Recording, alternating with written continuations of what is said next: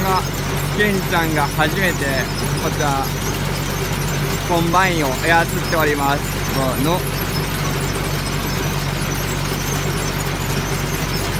で、もうこの9月の雨の中、もうコンバインが入るかどうか不安でしたが、もう無事このようにコンバイン入るようになりました。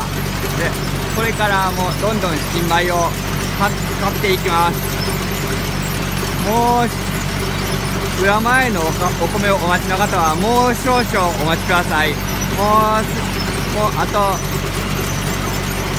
うすぐ借りますので、はい、もう少々お待ちください。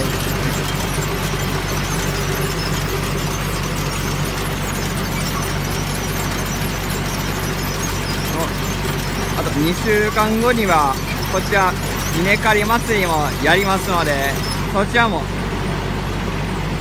よろしくお願いいたします。全然うまいこと上がっていかないですね。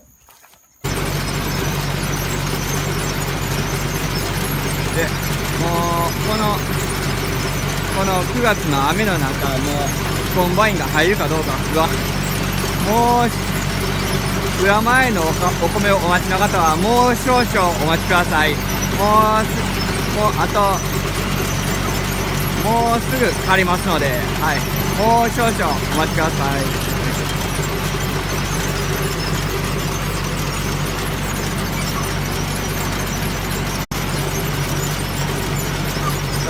今、ケンちゃんが初めてこちらコンバインを操っておりますなんでしたが、もう無事このようにコンバイン入るようになりました。